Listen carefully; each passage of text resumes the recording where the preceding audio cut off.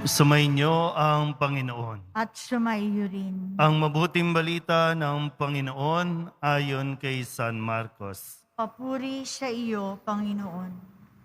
Noong araw na iyon, habang nagtatakip silim na, sinabi ni Jesus sa kanyang mga alagad, "Tumawid tayo sa ibayo."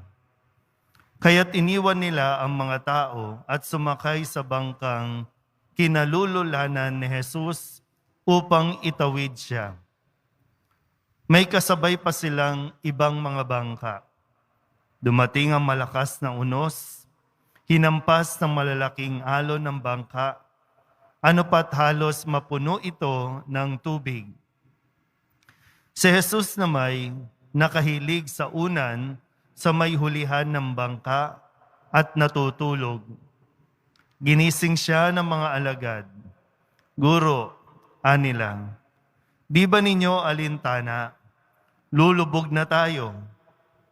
Bumangon si Jesus at iniutos sa hangin, "Tigil," at sinabi sa dagat, "Tumahimik ka." Tumigil ang hangin at tumahimik ang dagat. Pagkatapos sinabi niya sa mga alagad, "Bakit kayo natatakot? Wala pa ba kayong pananalig?" Sinidlan sila ng matinding takot at panggigilalas at nagsabi sa isa't isa, "Sino nga kaya ito?" At sinusunod maging ng hangin at ng dagat. Ang mabuting balita ng Panginoon. Pinupuri ka namin, Panginoong Hesukristo. Maupo.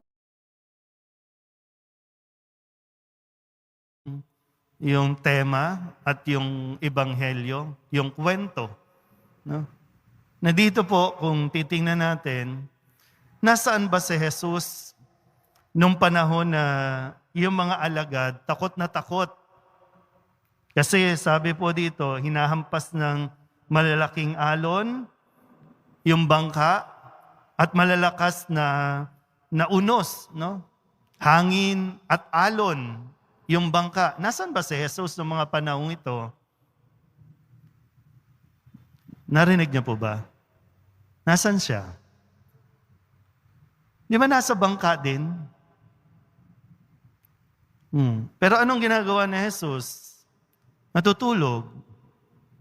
E anong ginagawa ng mga alagad? Natataranta, natatakot. Ulitin ko po ulit. Nasaan si Jesus? Kasama nila. Iniwan ba? Pinabayaan ba? Hindi. Kasama. So kung tumaob ang bangka, taob si Jesus. Kung hinahampas ng alon, ng malakas na hangin, ramdam din ni Jesus. Pero sadyang may mga bagay sa paligid natin, sa kalikasan, na normal lang. Na walang magagawa ang pagkakataranta, ang pag-aalala ng labis. Hindi yan makakatulong. Kaya nga, sabi ni Jesus, tumahimik ka. Tumigil ka. Baka ito rin yung sinasabi sa atin. May mangyayari ba kung magre-rebelde ka? Makakatulong ba kung magwawala ka? Magmumura ka? Makakatulong ba kung magagalit ka sa lahat? Hindi. Minsan, kailangan lang natin tumigil, pumalma. Yun lang. Hayaan mo lang. Lilipas din. Bukas, tapos na. Ngayon, ano yung mga unos o hangin na humahampas sa iyo ngayon? Ano ang mga yan? Na para bang nakalimutan mo, nandyan si Jesus kasama mo. Sa virus na ito, sa pandemyang ito, wala ba si Jesus dito? Kasama natin si Jesus. Pero baka pwedeng itulog mo lang muna, katulad ni Jesus, natulog lang. Inistorbo lang ng mga alagad kasi sa labis nilang pagkatakot na baka lumubog. Ipababayaan ba sila ni Jesus? Kung lumubog, di kasama siyang lulubog.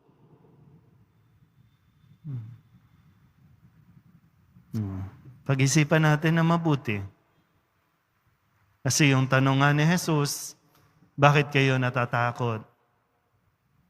Wala pa ba kayong pananalig? At least, masasagot naman natin. No?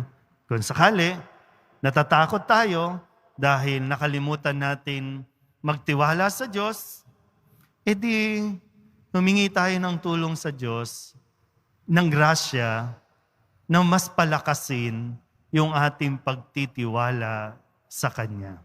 Yung ating pananampalataya. Panandali, tumahimik, tumigil muna tayo.